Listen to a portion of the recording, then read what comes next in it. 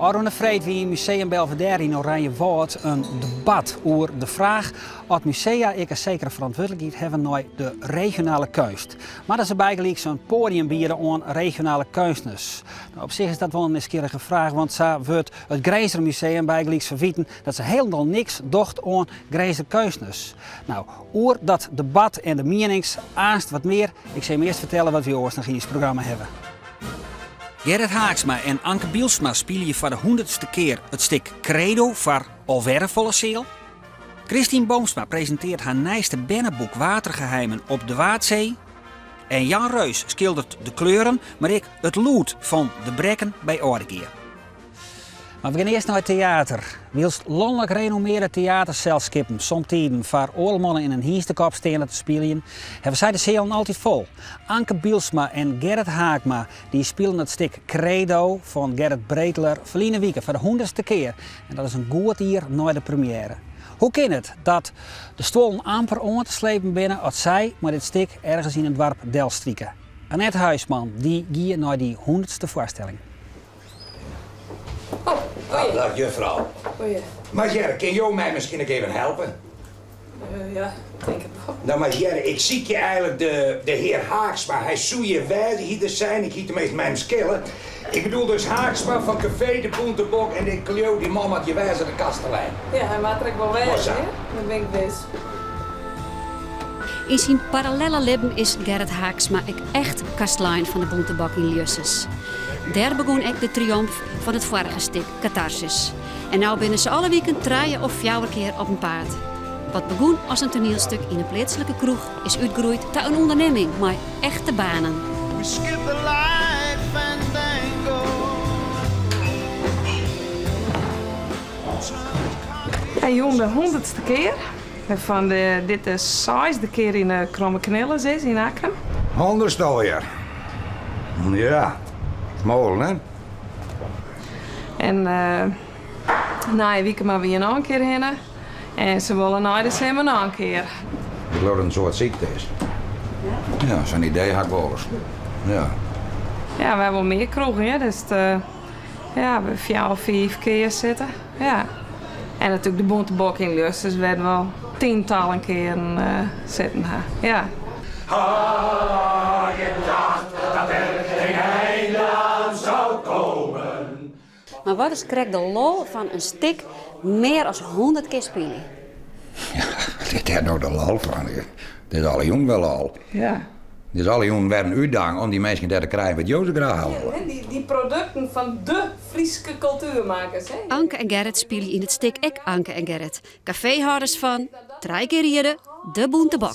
High culture. Ja, nou die we dus over het algemeen net zo bot die jaren door het publiek. Oh, en waar zou je dat? Centraal Bureau voor de Statistiek.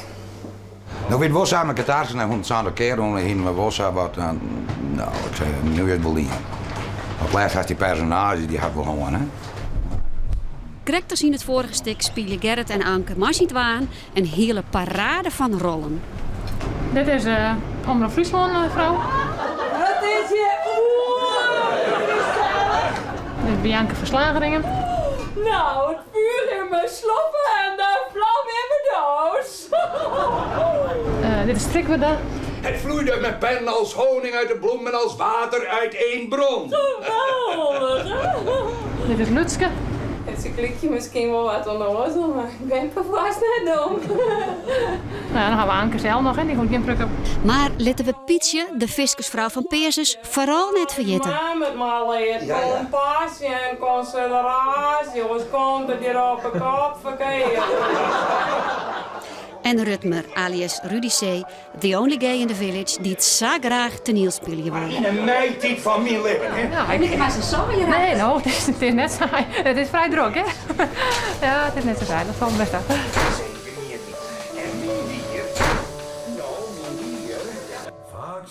Gerrit Breedler, schreeuwer, schilder, jonger en de man van Anke, schreeuwt dit stuk. 100ste keer. Ja, neem nou dat grauwelig boek van theater, hè? Voorbeeldje. Nu wat staat daar nou in? Dan heb ik maar had hij nog nooit wat in de rollen. Ja, die kroeg dat is eigenlijk een beetje. Het is een beetje uit neet binnen. Het is omdat wij Ja, wie werk je met een heel iets budget en dan moest eigenlijk, dan hoef je geen decor, je hoeft geen zeil, je hoeft een heel pro ding hoef je net. Het is een beetje een vreemde manier van theatermaatje, zo heel dicht op een meisje. Ik zag dat in dit geval is het helemaal die vierde wand er helemaal uit en het publiek zit er eigenlijk middenin.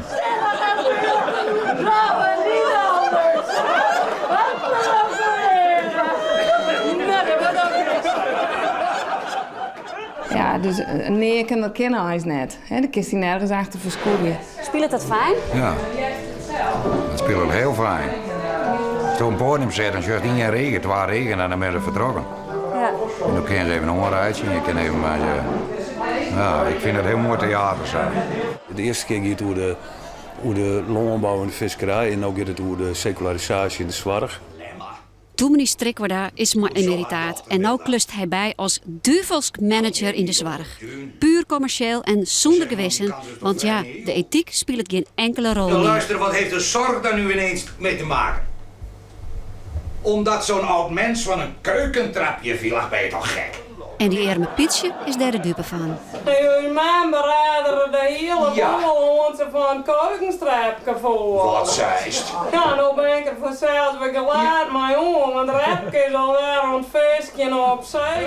Zak er hadden wat langer bleef. En uiteindelijk ook Rutmer. En het je misschien ook griezelijke stom, maar dat hindert, het is zo onverbiddelijk. Niet die hier op deze hier, die is omtrent om. Iedereen had hem schoon vermakken. Wat vond je van de voorstelling? Heel hartstikke leuk. Ja, dan komt die en dan komt die. Nee, ik vond het geweldig. Ja. Maar het enthousiaste en trouwe publiek is net zonder kritiek. Werd het stuk over God, wat vond jij daarvan? Ja, dat zei me wat minder. Het einde vond ik wat, nee, dat sprutst bij minder aan. En om eerlijk te wezen, vond ik het eerste stuk mooier. En had je ze vergelijkje maaien? Dan vond ik het vorige stuk krekt wat mooier. Er komt naast nog weer een tweede stuk. Zul je daar dan ik weer heen? Zeker, zeker, ja. Zul je daar dan ik weer heen? Ja, natuurlijk. Natuurlijk. Ja, dat wel. Natuurlijk, ja, zeker. In haast alle culturen heeft wel verhalen met zeemeerminnen erin. Heel vrouw, heel visk. Ik ken al wat Friese volksverhalen, duidt ze nou en dan op. En dan ben er zelfs ook nog mensen die beweren dat ze in het echt jongen hebben. Nou ja, wie dat leeuwen matten, Jo zei het maar. Maar wist is al dat ze in het nijste jeugdboek van Christine Boomsma, Savisa, besteden. Dit boek dat werd verleden week gepresenteerd op de Waadzee.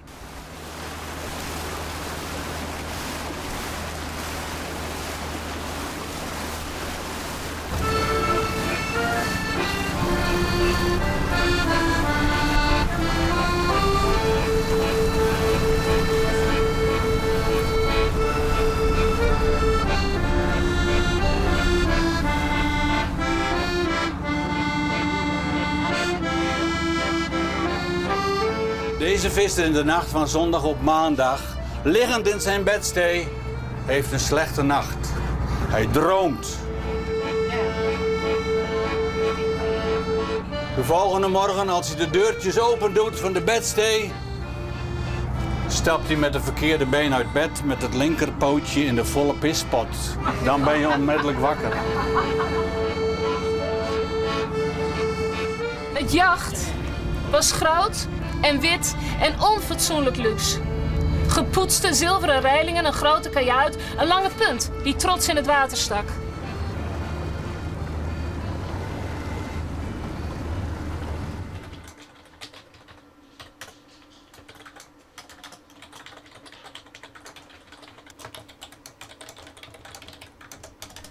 Wat was te bereiken met die boeken, met die verhalen?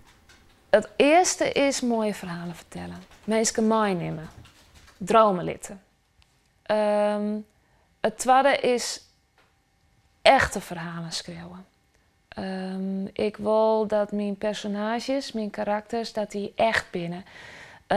Het binnen fantastische verhalen, het binnen magische verhalen, maar de problemen die waar mensen oorrennen, de dingen waar ze mij wrakselen, die binnen echt. Dat maakt het net uit dat er een magische achtergrond niet zit. Intrigeren die problemen bij? Nee, ze binnen er. En dat zijn dingen waar Ben en ik mee te maken zien hebben. En dat wil ik zien litten. Ik denk dat de band dat ik zien willen, lezen willen in de boeken. En ik vind het gewoon mooi om mensen zien te laten dat er zoveel meer wezen kan. Om ze achter de werkelijkheid zien te laten. Dat vind ik mooi. Elke zomer sprongen de kinderen naar het molenveld van de brug over de Lauwers. De kleintjes durfden natuurlijk niet. En er waren ook genoeg groten die liever de steiger langs de kant gebruikten. Sommigen zeiden dat ze niet mochten springen van hun ouders. Misschien was dat waar. Er werd gezegd dat op de bodem, verborgen in het slik, nog resten lagen van de vorige brug. Dus als je verkeerd sprong. Maar belangrijker waren de verhalen die grote mensen niet vertelden, maar de kinderen toch kenden.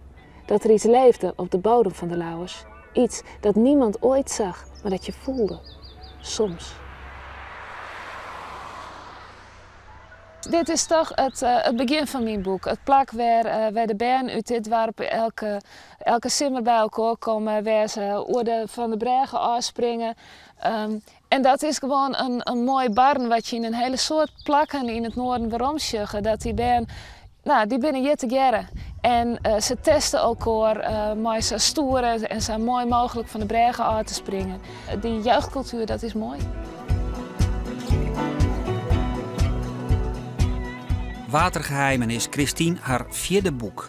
Jette kreeg ze al 2 keer de Paul Harland-prijs voor beste fantasyverhaal.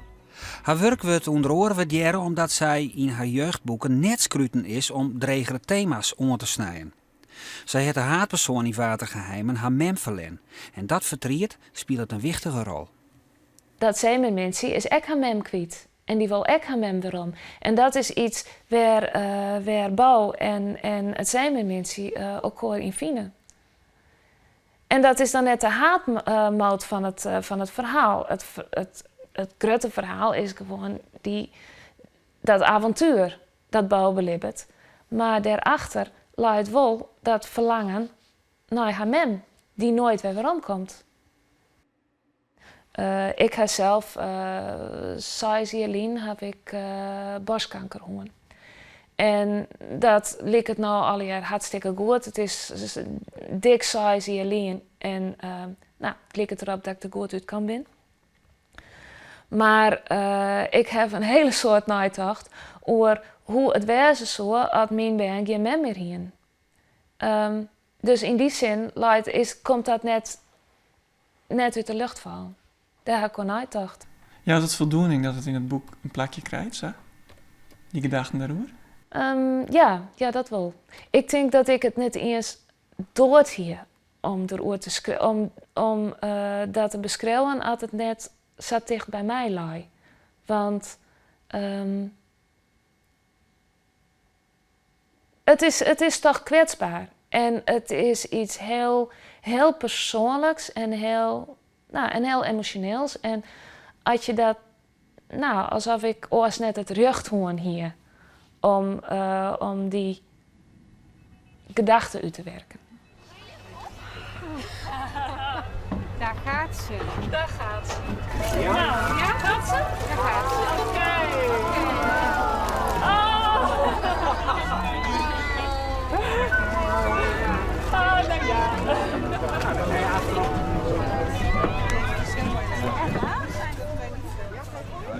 Verleden week vreed wie in Museum Belvedere een discussie over de vraag of het museum een zekere verantwoordelijkheid heeft naar de kunstenaars uit de regio. Maar dat ze die bijgelijk zijn podium bieden. Hans Steenbruggen van Museum Belvedere en Kees van Twist van het Grijzer Museum verschillen daarover duidelijk van mening. Ik vind het heel jammer dat in Groningen er niet een podium is van museaal niveau waar kunstenaars uit de eigen omgeving kansen krijgen. Dat ontbreekt daar te ene male. Ekbieltje kunstenaar Hans Boer vindt dat spietig. Er zijn misschien 3 kunstenaars uit de regio die vanaf de jaren 90 getoond zijn een keer. Dat is natuurlijk heel mager op zo'n groot kunstbestand in Groningen. Dus dat is het blijkbaar in de ogen van het museum, laat ik het even breder maken dan Kees van Twist, maar ook voor de conservatoren, is er blijkbaar niet die kwaliteit om dat in het museum te brengen. Nou ja, maar goed, ga die discussie maar aan en laat hem die uitspraak maar doen, maar dat doet hij niet. Het Grijzer Museum viel hem zelf kennelijk te grut voor de regionale kunstenaar. Nee, ze passen niet bij de Nee, maar ze missie. worden niet gezien. Ja, maar je maakt een omkering van de redenering. Je zegt, omdat we dat niet doen, vinden wij Groninger kunst niet interessant. Nee, dat is het helemaal niet. Nee, ze zijn niet te zien in het Groninger Museum. Nee, omdat ze misschien niet bij het Groninger Museum passen. Ik vind vaak de regio ontzettend traditioneel kunst aflevert. Ja. Dat is mijn punt. Dus dat staat haaks op je beleid? Ja, dat is het punt. Je gaat niet uit van de regio. Je gaat uit van, past het bij je museum? En vind je het inderdaad zo spannend en vernieuwend en grensverleggend genoeg dat het bij het Groninger Museum hoort om het te brengen? Maar ik vind nog steeds en nog altijd dat het een het ander niet hoeft uit te sluiten. En het museum is zo groot, heeft zoveel verschillende afdelingen. Die gaan van moderne kunst tot archeologie. Dan kun je nog blijven volhouden dat die visie niet deugt. Of dat je... Ja, deugd en niet deugd. Dat is toch een indeling van goed en kwaad. En ik ben geen moralist. En ik vind dat musea niet via moralistische kenmerken of lijnen moet worden beoordeeld. Je moet gewoon kijken wat hoort bij jou. Een soort mensen ervaren het beleid van het museum als arrogant en delboogend. De mensen? Ja, een hele hoop kunstenaars. Maar nee, u heeft het over... Ja, oké, goed, dan ga ik ermee specifiek. Ja, kijk, je mag nooit neerbuigend zijn. Nee. Je moet elkaar gunnen, en dat is ook een punt. Je moet elkaar in zijn waarde laten. En je moet het onderscheid tussen de verschillende musea erkennen. En ook werkelijk, daar moet je ook van houden. Daar moet je mee leren leven. En je moet dat inderdaad, juist het onderscheidend vermogen tussen die musea, dat maakt het museumlandschap zo interessant. Uiteindelijk heb ik er nu ook wel vrede mee dat het Groningen Museum niet zoveel doet aan kunst uit de eigen omgeving. Want ik denk dat daar hele goede kansen liggen voor Museum Belvedere. En laten we dan in goede verstandhouding, met respect voor elkaars visie en kwaliteiten, zeggen tegen elkaar van nou, wat jullie doen is heel goed, wat Museum Belvedere doet is heel goed. Er is dus een museum in het noorden wat ondervangt wat wij vanuit onze visie niet kunnen doen. Laat het dan Museum Belvedere zijn. Laat Museum Belvedere dan het podium blijven voor Friese kunstenaars, maar ook vooral van kunstenaars uit het noorden. Nou, dat is de reden waarom wij nu ook een paar Groningers zoals Fred Polak en Martin Tissing en Isabella Werkhoven hebben hangen en integreren binnen ons beleid. Voorlopig hoegen de Friese kunstenaars en galeriehouders net ongelukkig te wezen met het Fries Museum en Museum Belvedere. Die zaten meer eer hebben van kunst uit de eigen omjouwing. Jan Ruijs is opgegroeid in Grunenterp en woont in Noord-Holland. Maar als er hem een beetje onwennig viel, dan pakte de auto, stekte de Osliedik oer en reed naar de Brekken bij Oudegeer. Want hij mocht graag aan de waterkant zitten op een bankje te tekenen. Schetsen maatje van wat hij dan zucht en wat hij jet. Want benamen het lood derde, dat fascineert hem. En dat het dan waarom is, thuis in zijn atelier, dank je dat hinnen.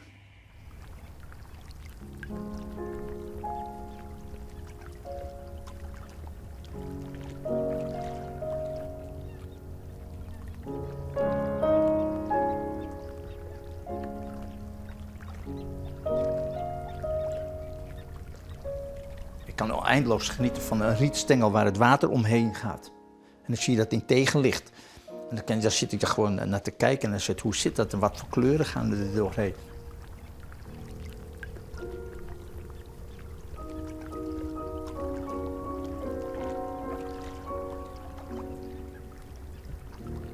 En dan luister je naar dat geluid, en meestal van het kabbelende en het rouge, dat prachtige woord. En dan... Ja, dan kijk je daarna en dan laat je het verwerken.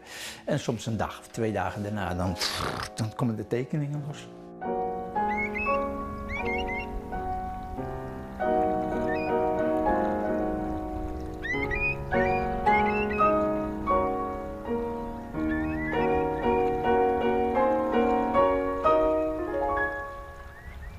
Ik luisterde naar Claire de Lune en ik zag een foto van water.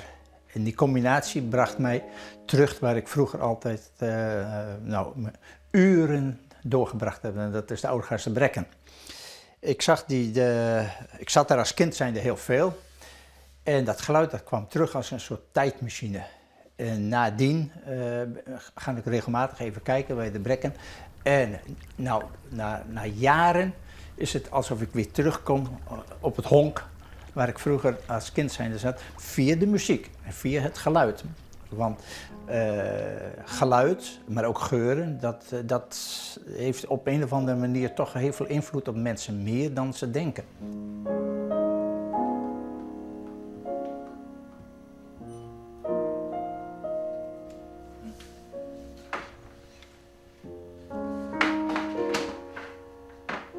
Zondagsmorgens ging ik zat ik daar veel, zeker deze tijd, de kievitseieren zoeken. En dan had je om 10 uur de klokken van Blauwhuis, Workum en Gaast waarschijnlijk dat het geweest is. Maar dan hoorde je die klokken over dat water gaan. En dat ging dan door elkaar heen. Het was prachtige contrapunten en dan hoorde je daarin. Dat ging gewoon, dat geluid door elkaar heen. En dat was zoiets bijzonders. Wat ik nu zou zeggen, dat is minimal music. Nou, dat is zo rustgevend dat ik viel in slaap. Totdat de trein voorbij ging en dan was ik weer wakker.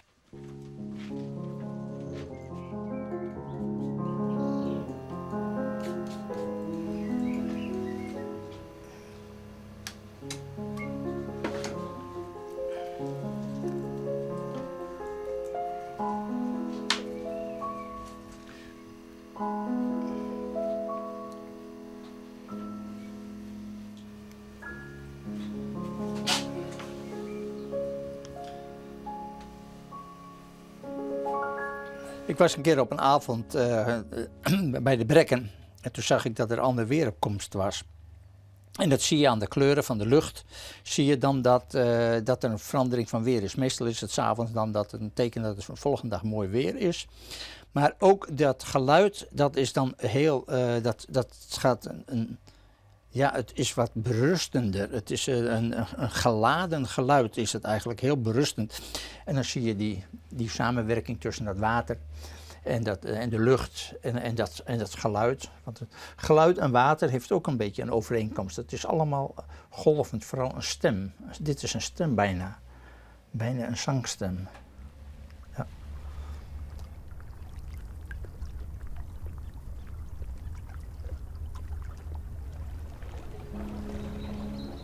Als Jan Reus weer eens in Friesland is, zie ik die graag zien naar de squalmaat Bouke Hopma op.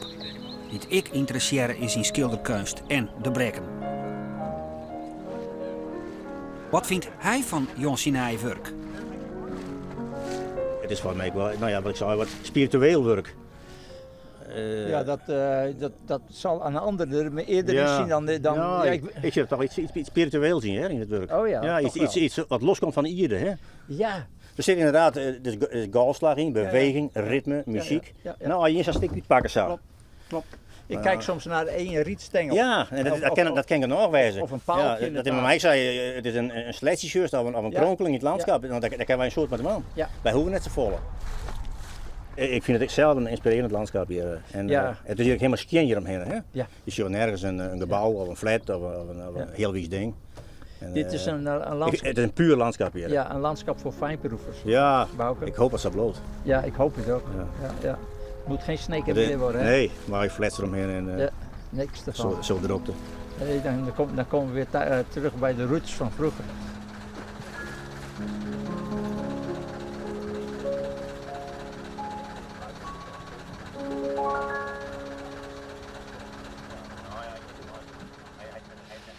Dit wie de kaarten voor deze week. Na je week dan heb je een Frieske metalband die de landelijke finale hellen en deze wint als correct verliest.